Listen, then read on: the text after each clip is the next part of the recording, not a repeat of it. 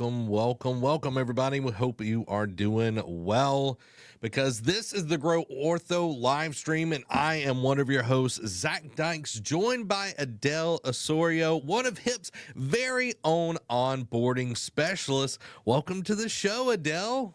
Thanks for having me, Zach. It's a pleasure to be here. I am excited for you to be here, Adele, because we've got a great show planned for us. Everybody, let us know where you're from and what you're excited to hear about today's live stream, because we're going to be talking about some amazing follow-up stuff today. We're going to be fixing 3 profit leaks, okay? Unscheduled observation patients, no-shows, and unanswered calls. We'll show you the exact numbers to watch for, a simple follow-up cadence that fills your schedule, and a phone script that converts every ring into revenue. Patch the leaks, and you'll add 6 figures without chasing a single new lead, because, my gosh, chasing new leads, you know what I mean? Mm-hmm. It's like when you got all that money just sitting in there, just waiting on you. Waiting on you, Adele. So, Adele, before we jump into the meat and potatoes of everything, tell everybody a little bit about yourself and your experience within the orthodontic industry. Well, I can say orthodontics is a real passion of mine, and I started out as a treatment coordinator. That was about 2017, and I fell in love with it from the get-go, to be honest. And I luckily was working with a doctor that was passionate about explaining step by step and had really great systems in place at the time. And from being a treatment coordinator, rolled into marketing coordinator, and then rolled into management, and got to really jump in deep on some things. And, as that progressed, I think I fell more in love with orthodontics. And from that point, just wanted to challenge myself a little bit further, and found myself here at HIP, now working with several orthodontists, and I love it. Well, we're glad to have you on the team, because your expertise, everything you're bringing is elevating our partners. You're bringing your genius, and I'm excited for today's show. If you haven't already, make sure to hit the like button. Make sure to comment some good stuff. We're here. We're going to be answering questions. If you have any questions, please let us know, because it's going to be a great stream today, and I'm looking forward to it, because we come to you live almost every week with tons of amazing content, and we also put out an amazing podcast, the Grow Ortho podcast, and we just launched a new podcast, the Grow Dental podcast. So we're answering a ton of questions. We're giving a ton of value away for free each and every week, and I am so excited for this. So, Adele, some practices are sitting on like 500K. That's kind of crazy, and they don't even know about it. How does cash hide in plain sight like that within a practice? Yeah, that's a great question. Well, systems are important, and having an eye on the health of the practice is really important. So you got to be running reports on the regular, but to have money sitting in your pocket unattended to, you want to take a really good look at your observation program.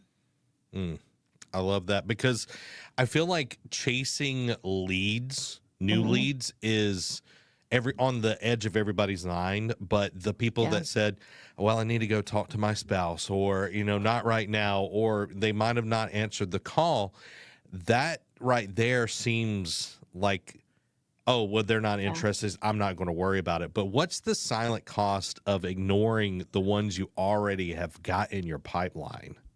Well, the thing about observation is that it's a no-brainer. It's easy. They already like you. They've been coming to you, and you should have a rapport built up. So there shouldn't really be a reason for them to go elsewhere.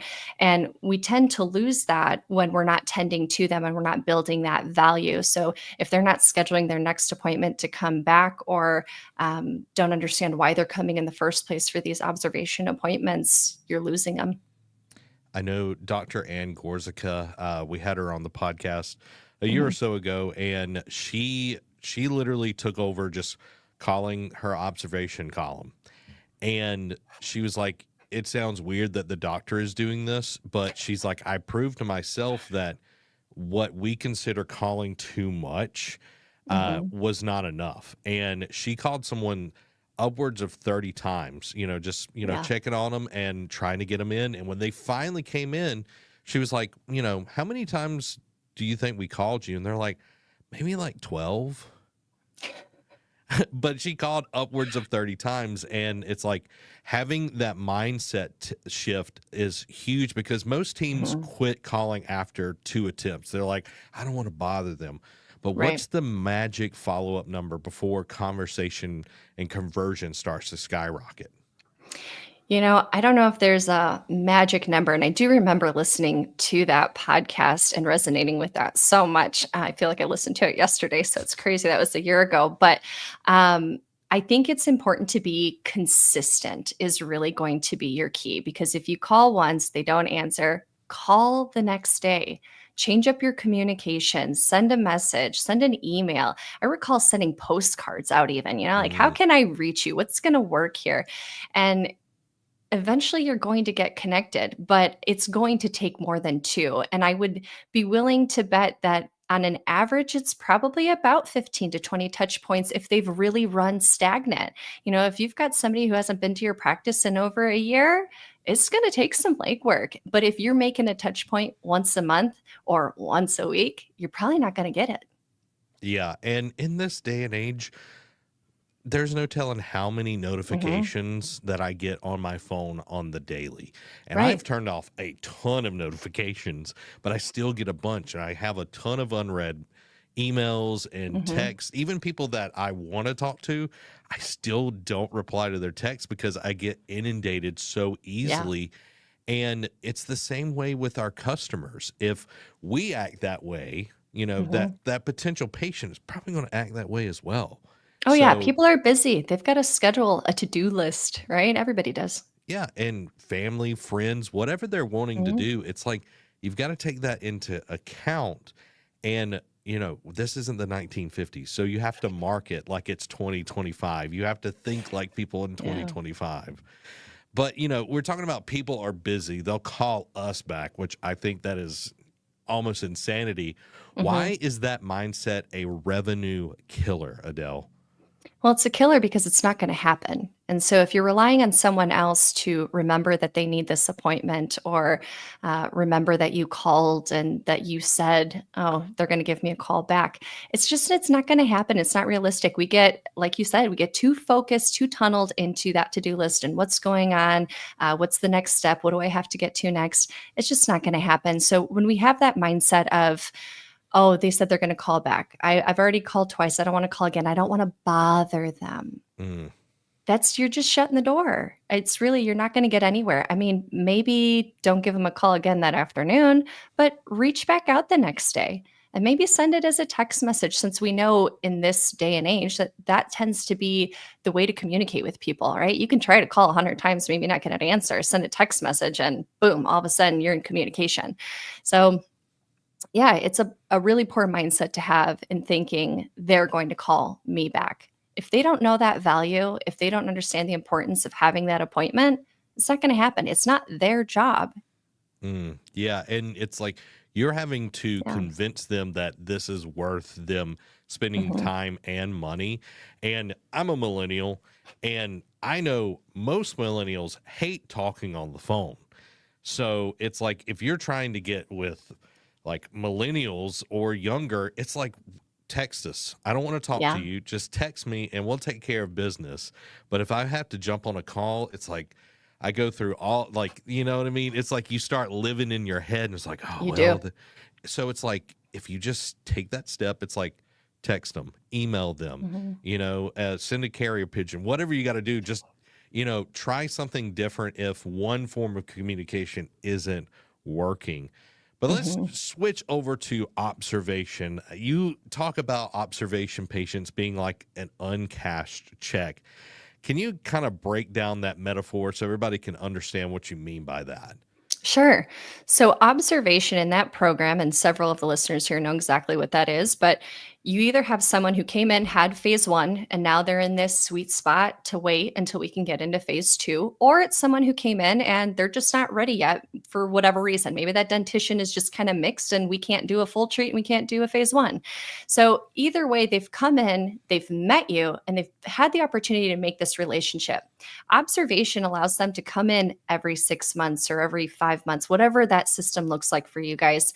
But they're coming in and they need that value in that appointment, because if they don't, they're really not looking to come back in. They don't understand why they're coming in the first place. So building that value is really important. Yeah, you got to build up the value, and then having them come in, appointment after appointment is going to then internally make an easy yes for when it comes to that time for a consultation, and it is go time. So it really is, it's like a little piggy bank, right? You've got your check and it's sitting in your hand. Well, that's them coming into that appointment. And then you got to go to the bank. So that's when you get to cash your check in. So if you've just got a check in your hand, you don't really have that money, right? You got to go to the bank and cash it in. You've got a new patient who's come in, or you've got someone who just finished up phase one and they're in that sweet spot of waiting.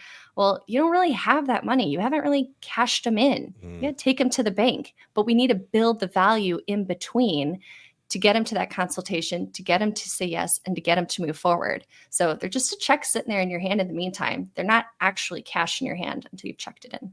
It's like building any kind of relationship. Like when my wife and I were dating, if I would have been like, it's in the bag, and I stopped texting her, I stopped hanging out with her, I stopped calling her, interacting in all forms. It's like, well, I know she likes me. But you're not nurturing it. But I'm not nurturing that relationship. And the same thing goes for our observation list. It's like you've got to be actively building that rapport that they're not just a walking paycheck, that they are a person, that you care about them, because that's all people really want in this day and age.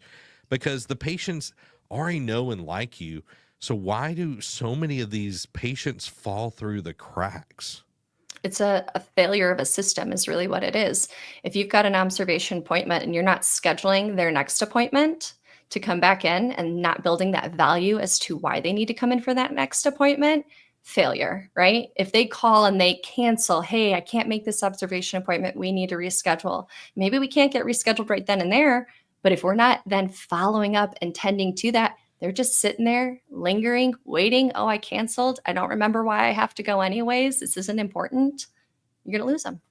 Yeah, you have to provide the value, because they're not going to understand. So schedule rate really tells the real story within all of this. So what number should make every owner sit up straight when they hear that? So if you're pulling a report and you want to see how many of my observation appointments are actually scheduled, if you're sitting at 80%, you're doing really well. If you're under 80%, you need to start working that pipeline for sure. I'd love to say have it set higher than 80%, but 80% I think is a sweet spot to say you're doing okay. So let's talk about some data, okay? Kind of going off of that. You open report, there's like 500 ops patients, 200 are unscheduled. What's your very first move, Adele? Pick up the phone. Definitely pick up the phone. That's a great question. If you're looking at a total of 500 sitting in there and you've got 200 that aren't tended to, I think one thing to evaluate is when was their last appointment, right? Because if it's been over a year, they're going to take way more touch points. So I would start working the individuals that are less than that year time frame, right? Maybe they haven't been there in 6 months and they've only missed the one appointment. They're still very fresh. It's that Mm, fresh check handed over, right?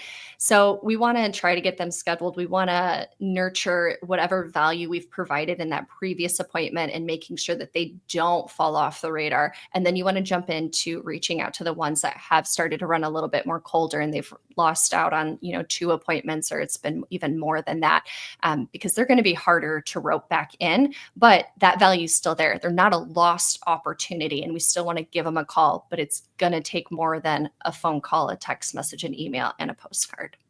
yeah, it's rebuilding that Mhm. relationship again. Anybody that's ever had a relationship with anybody, friend, romantic, whatever, it is a process, and it is going beyond just like, oh, well, this is easy for me. This is, Mhm. convenient for me. Sometimes doing the inconvenient things go so much further than you would ever realize. Oh, yeah, so much further. And if you really just nurture it from the start, you don't end up in that pickle.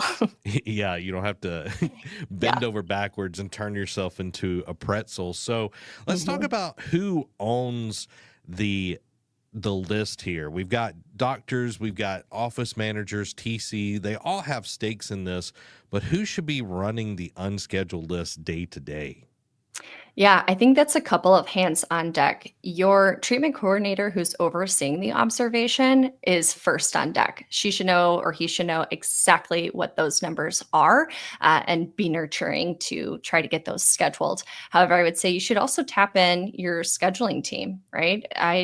That's what they're there for. So Mhm. I would be tapping them in, but your doctor should also be well aware of what those numbers are. And it doesn't need to be a daily kind of report, but I'd say at minimum, at least once a month, to say, hey, this is how many observation patients we have, and this is the percent that's not scheduled right now. You got to be Yeah. in the loop. Yeah, and it's like having that because you're building a system of accountability. It's not just one person's job. Everybody is pitching in, Mhm. everyone is holding each other accountable. And I know a lot of people tend to see the word accountability in the wrong way. It's like, no, you're doing this because you care. You're doing this because you want to perform your best. So let's talk Right. about some systems and accountability. So inspecting without micromanaging, how often should leadership audit these KPIs? Um, that is a pretty great question because you don't want to micromanage. And I think your best work around that is always offering to help. Because when I think you show that you're a team player, it's never going to feel like you're micromanaging. But I think that you should be on the know of that on the weekly and just checking in with your treatment coordinator, checking in with the scheduling team, right? Because it's going to go way beyond observation. There's scheduling for, how many people are we reaching out to and pending, and how many people no showed, and what are we doing for this and that. So I think as a leadership role, you should have eyes on all of that reporting weekly, and you should always offer to help when it starts to accumulate. Yeah, Dr. Bryce talks a lot about spot checking Mhm. and offering to help, spot checking where it's like, hey, how's the pending column going? You're just asking, you're not like in this crisis mode. You don't wait until there is a Right. crisis. That right there, it's like when your checking account is like, getting a little tight and you're like, you start feeling like I shouldn't check it. Like, you know what I mean? It's like, I don't want to check it because That's when I you need to check it. that's when you need to check it the Yeah. most. And it's like so many times doctors, they're doing so much. They've got so many things on Mhm. their plate. And it's like, well, if I check that, then I'm going to get, you know, worried about this or I'm going to have more stress on me. It's like, but maybe, you checking it, that's showing, hey, I care about what you're doing. What help can I give you? Who can I, put you with on the team that can make this more successful? It's really empowering the team. It is. And, Harrison always says people respect what you inspect. So just having a quick report handy to look at, you don't necessarily have to say something, but at least you're in the know and aware. But at least once a month, your treatment coordinator should be coming to you to say, hey, this is how many we have, and this is how many are not scheduled, just to have that transparent conversation. Yeah. And you could be like, hey, you're crushing it on Right. odds or pending list or whatever it is. It's like you don't have to just address it when it's bad. Oh, for sure. Yeah. I think giving a good attaboy is always welcome and appreciated. So let's talk about some re-engagement options. I know there's a lot of different options out there. Email blasts, there's Mhm. calls, there's a text drip and everything. Which tactic do you feel wins fastest and why? It's 100% text message. Uh, like you said, people don't want to get on the phone. Yep. Yep. I think those phone calls, though, are valid, and it gives you Hmm. an opportunity to possibly reach somebody. You know, if you're calling my husband, he's probably going to answer the phone. Me, on the other hand, it is going to be text message, and I think that's a good portion of people nowadays. Is communication is a lot easier. It's at your fingertips, and you can jump into the next thing, and you're not tied for whatever portion of time out of your day on a phone call. But I'd lean on text message, and I would utilize phone call, even if you have to leave a voicemail, because it does provide a very personal touch. But if you can't get connected, you got to lean in on text message. Yeah. It's making sure you're hitting all the different touch Mhm. points because it's it continues to get larger on how many touch points that you have to give. It Mhm. was 17, then it's 14, and then like I think because our like attention spans are less than a goldfish now, it's literally like Yeah. 8 seconds and theirs is nine. It's like you have to reach people in different ways and different forms, and Yeah. being able to do that is huge because you're actually going to get people to call back. And that's the whole Mhm. point of doing this. You're not just doing this to get a better secret shop score, you know? Right. And every couple of days, I think it's great to give 2 touch points, right? Make a phone call in the morning, in the afternoon, maybe you try to make another call, or maybe you do a text message instead. But it allows for that number to register and, "Oh, yeah, they called me earlier," or, "Oh, yeah, I got a message earlier," and they recognize, and it's a little bit easier to get connected, I think, when you give 2 touch points in a day. I wouldn't do that every day, though. That see that Yeah. those are those golden nuggets right there. Don't be Yeah. you know that busybody person that just like just Mhm. keeps popping up. You just like, oh my God, I want to block them. You know, so don't be Right. that type. But let's talk about missed calls. I know we've talked about odds Mhm. and all of that, but missed calls in general equals missed revenue. And Absolutely. let's like 10 missed calls a day could equal up to like $15,000 Mhm. lost.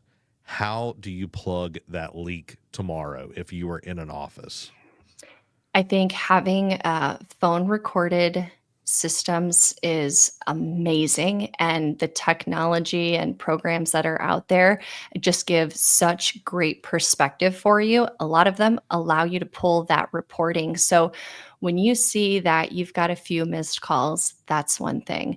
But your team needs to understand that every phone call coming in is an opportunity for a new patient, an opportunity for growth. And when you have that mindset, you're less likely to miss those calls. And the perspective of that growth is also fielding their bonuses, right? So we don't want to miss calls. We don't want to miss Mm, opportunities. And you want to have goals. I mean, systems in place are important in really every aspect. And so you should have a goal. And then find a way to celebrate it. I remember my goal was 90%. I wanted 90%. I really wanted nothing less than that. And I would pull random phone calls and listen to, a call here and there. And hey, you did a great job. And hey, I want to share this. Do you mind? Because everyone needs to hear how great this was. So when you give that motivation and you start to filter a system, it allows you to plug that leak. Because if you approach that and say, hey, we only answered 70% of these calls. We got a really big problem. Well, your team's not necessarily going to be motivated, right? Because we're mhm. kind of coming in with a hammer. So I think you need to approach that and saying, this is our goal. And you need to nurture that goal by providing motivation for your team and sharing the attaboys here and there. And so your first approach really is to make sure that you, one, have enough designated front desk team members, right? And is it reasonable to say that two people can answer, the average amount of phone calls we're getting Monday through Thursday? Or maybe on Tuesday at 3 o'clock, it's crazy busy and we really should have a third person. all right, well, let's get a part-time person and let's plug and play so that things can actually run effectively and that your team isn't stressed, they feel supported, and that we're not missing any phone calls. So having the ability to have those phone recording systems that give you all that great reporting allows you to know what you need on deck, where those busy points are, and allows you to also provide motivation for your team. I that right there just it just goes to show you it's like when you know what to look for, it just makes perfect sense. Yeah, And practice beacon is a great tool to it start is. using. VoIP systems, of course, like knowing what your answer rate is going to Mhm. set you up for so much success. I know we talk about it, and it might be even more at this point, but if you miss one phone call a day, and it's Yeah, someone that would start over a year, that's $1 million lost in your exactly. revenue. So every phone call, every single one. Yeah. Yeah. And it's like if you again going to like the bonus structure, the if you reward the actions that you want to take, of course you don't say, Mhm. "Oh, you answered a phone call. Here's $10 to Starbucks." It's like, no, you don't do Right. that. You set the goal. It's like, they have to schedule, they have to come in. You put Mhm. things in place, but you're rewarding the action that you want to see over and over again. And as that becomes commonplace, you can move the goal a little bit further, and it's everybody's working on that because the front desk is the gate to your practice, but it Yeah. takes everybody, records going smoothly, TCs being able to convert, and then them to have an awesome time in the back with the Mhm. clinic. Yeah. And, if that phone call isn't a pleasure kind of conversation, it's going to be harder to get people scheduled too. So I think the tonality and the conversation and the perspective of your staff being happy and wanting to call is what you want, which is why that motivation is so important. So let's talk about energy selling then. Yeah. What kind of like voice shift, that like tone shift that actually helps show rates on the spot? So while in practice, I would always say it with a smile. And I think it works. I think it's a, Oh a yeah. great, a great trick, right? Because people can tell the difference. You can listen to a phone call and it's like, are you enjoying your day? Like, am I an inconvenience to you? But when you say it with a smile, it doesn't sound that way. So I Yep. think tonality wise, you don't have to throw glitter and sparkle out there, sure, but you at least need to be engaging and pleasant to speak with. So say it with a smile when you're on the phone. Yeah, and it's you bringing the right energy could shift someone's whole day. Like they could be Absolutely. having an awful day, and it's like, oh, I gotta call the dentist. I Well, gotta and call the the orthodontist, and it's yes, like I don't want to talk to Marge. You know what I mean? And like if they're dreading that, they're not going to want to call. exactly. And then they're not going to want to schedule, and then you're never getting the check to the bank, right? Yeah. Yeah, and like we had Julie Foster on from our team that's on our scheduling team, Mhm. and just talking to her, like the way she just it just feels like you're sitting down with a good friend, and Yeah. by the time you're already done, you're scheduled, you know everything that you're supposed to, but it doesn't feel like you've been tricked or you've been beaten or bludgeoned or anything like that. It's you feel good about the experience. Right. It's a good intentional conversation. And something that we need to be really mindful of is who's on the other line, right? Not everybody that's calling the dentist or calling the orthodontic practice is excited. There are several patients out there, potential patients out there that, this is a long haul for them. There's a heartstring in there, there's a pain point, right? And they're not excited. Yeah, they want to get to the end point, but maybe there's been some kind of trauma in the mix of it. So you've got to be able to read the room too. Yeah, and being able to read the room, being able to connect with them, make them feel Mhm. seen, because like more people would rather die than go to the dentist. Like they have that big of a fear. It's like they're Yeah. more afraid of the dentist than dying. That says a lot. Yeah, it does. I met somebody on my son's soccer team who mentioned that she has a grown adult, right? But she's got to be put under just to have her teeth cleaned because her anxiety just kicks in so rough. And I thought, wow, I'm like, I can't wait to go to the dentist. Do I get a sticker this time?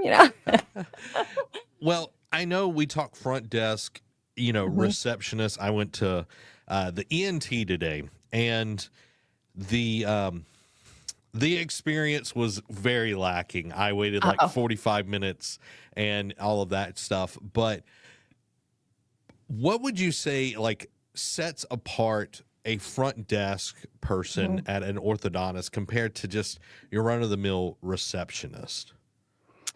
Yeah, I think orthodontics is an experience. And whether you're coming in because this is a tough situation or it's something you've always wanted or you've always wanted for your kid, it's an experience.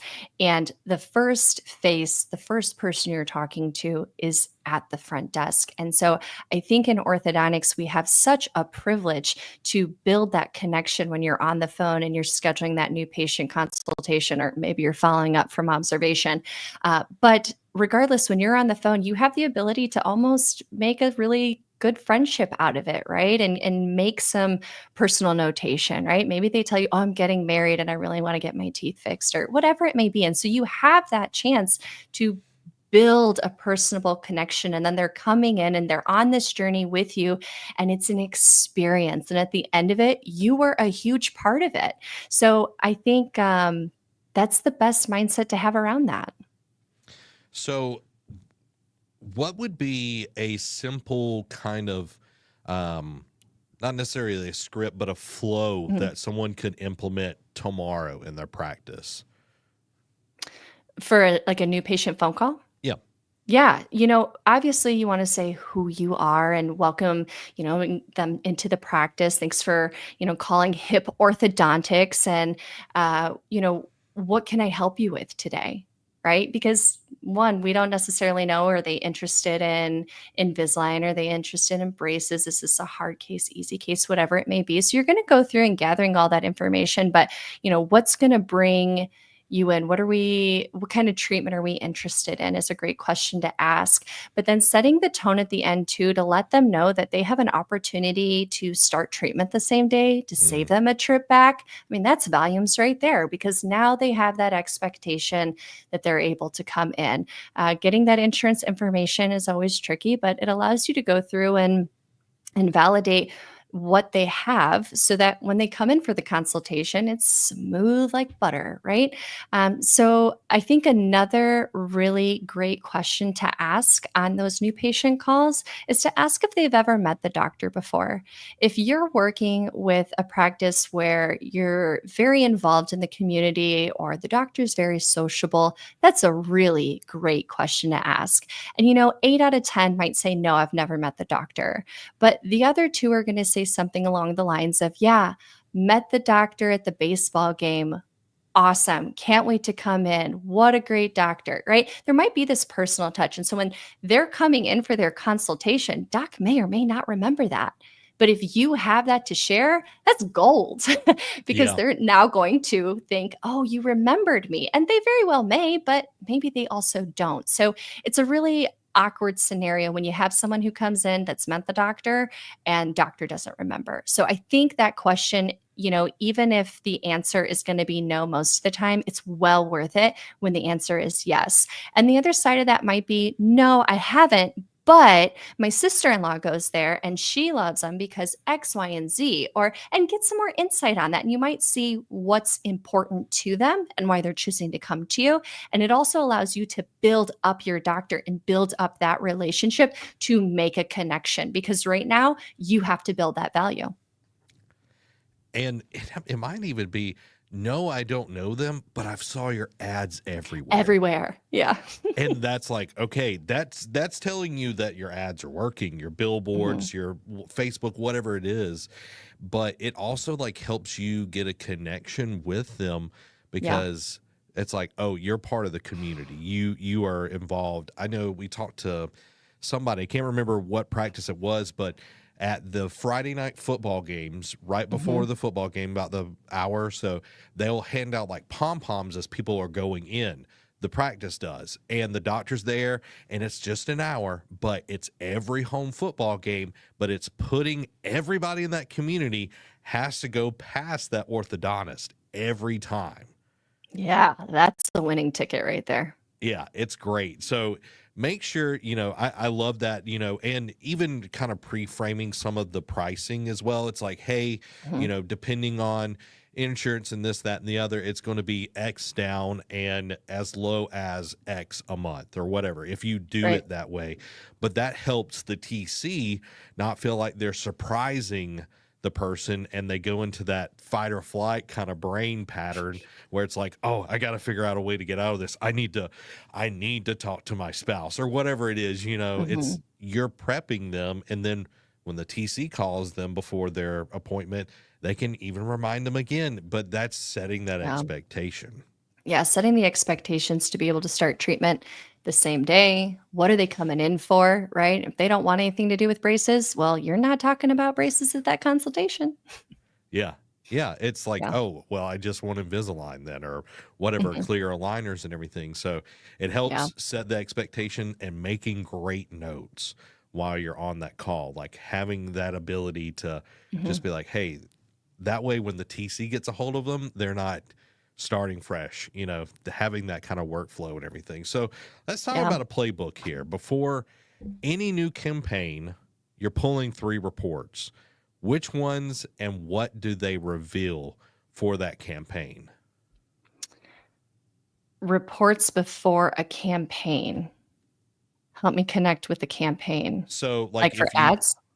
yeah, ads, or if you're like, okay, we're trying to do like a reactivation campaign, we're getting pendings Mm. or on the observation and everything. It's like, what are the 3 things that you're trying to look at to make sure that that reactivation campaign goes well? Yeah.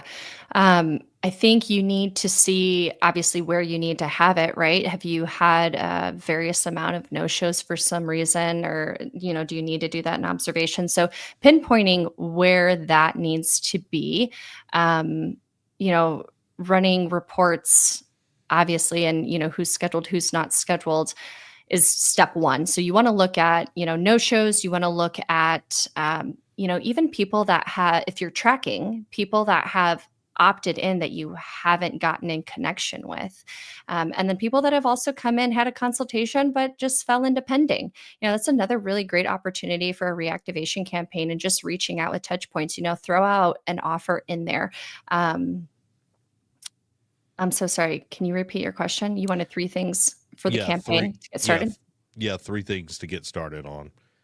Yeah, so you want to run your reports, see, what's going to be valid, and then you want to do like an email blast and get it out there, get an offer situated, whether that's going to be for an extra set of retainers, a toothbrush, or something, and then you want to track that. I love it. I love Yeah. it. So, hypothetical here, you're in a Mhm. practice, Adele, and you've uncovered a $500,000 gap that's in Yeah. the practice. Lay out your 30-day attack plan for trying to close that gap. Yeah. Well, you obviously want to start with your reporting and you want to take a look at how long has it been since they've been in? What's the statistic side of things and have some knowledge around that. So to jump in and really take that by the reins, you want to pick up the phone and you're going to need more than one person on deck. So your treatment coordinator really should break that down as far as, this person's only missed one appointment, this person's missed however many appointments, and this has, been well over a year, and you want to delegate to have people in charge. So this is really like get a whole team on deck, have a party, make it a potluck if you need to, and come in and do an admin day and just call, send text messages, send emails out, and get postcards going. But on day one, you're going to recover maybe just a few, but you turn around, do it again the next day. And I swear it's like, oh, they called. That's right. I needed to get connected. And day two seems to like just move huge. So you want to go ahead and just make a call again, send a text message again, day two. But those lead or not the leads, but the patients that have been sitting there for over a year, you're going to continue to reach out to. And I'd say once a week, pick a day, random times, don't do the same time, and do the 2 a day, right? Call in the morning, send a message in the afternoon, or send an email or make another phone call. When you get those 2 a day touches, I don't know, it just makes things move. There you go. There's Yeah. another golden nugget, everybody. 2 a day when you really want to move the patients along. Yeah, Now, I've got one last question for you, Adele. sure. What's the first action anyone that's listening that actually wants to improve their practice, what should they do as soon as this stream ends? You want to take a look at your reports and you want to ask yourself, do I have a system in place? What is my team doing? Right? And if you don't know, then you want to form a system, but you want to do it with a lot of motivation. Mm. What's a good motivation? You want to give those attaboys, right? Hey guys, the goal is going to be to make X amount of phone calls because we have this many patients sitting here and they need an appointment. Great. Get a big whiteboard out if you have to. Put a piece of paper, get some stickers out, make it fun, make it engaging. And if we make that happen, great. We're going to do it again tomorrow. And tomorrow, if we kill it like this, I'm going to get everybody pizza. I love Little that. motivation. Yeah, like having it visually Always. is so much more impactful, and it's literally scientifically proven. If you write down a goal Yeah. and see it, you're more apt to actually do it, which I love. Yeah. Well, that is our stream, everybody. Make sure to like and subscribe to our weekly podcast, the Grow Ortho Podcast and the Grow Dental Podcast, to hear more content just like this that can help your practice grow. Because Mark Twain said it best, the secret of getting ahead is getting started. So get out there and get started making the changes you want to see in your practice now. This has been Zach. And this is Adele. Thank you for watching the Grow Ortho live stream.